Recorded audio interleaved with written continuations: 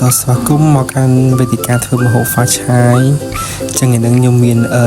ម្ហូបមួយគឺម្ហូបស្ងោរចាប់ឆាយចឹងនេះគ្រឿងដែលយើងត្រូវដាក់ចឹងយើងមើលតាមហ្នឹងទៅចឹងយើងដំបូងយើងដាក់ភ្លើងមកហើយយើងលីងខ្ទឹមមកលីងខ្ទឹមឲ្យវារៀង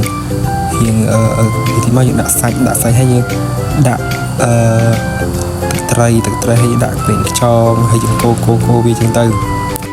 ហើយបន្តមកយើងដាក់បន្លែចូលមកបន្លែយើងមានអីខ្លះ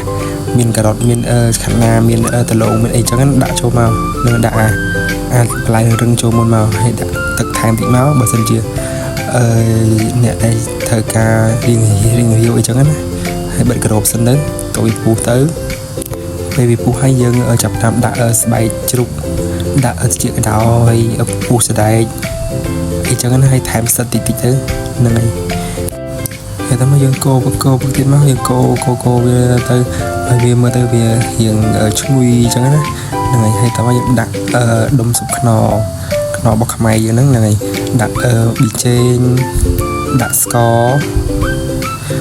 ហ្នឹងហើយបងប្អូនគ្នាបន្តយើងដាក់ស្ករប៊ីចេងហើយមកយើងបន្ថែមនៅបន្លែដូចជាស្លឹកខាត់ណាហើយនឹងស្ពៃបូកូស្ពៃក្តោបអីចឹងណាបន្ថែមទៅហើយចុងក្រោយហ្នឹងគឺយើងដាក់ស្លឹកខ្ទឹមហ្នឹងដាក់ឲ្យវាឈ្ងុយឲ្យស្លយើងកាន់តែឈ្ងុយចឹងណាហ្នឹងហើយយើងបិទក្របទៅហើយទុកចោលប្រហែលជា5នាទីអីណាស្លឆ្អិននេះអ្នកលេស្ងោឆ្អិននេះបានស្លចាប់ឆាយមួយនេះចឹងអរគុណអរគ្នាសម្រាប់ការតាមដានជួបគ្នានៅវគ្គក្រោយ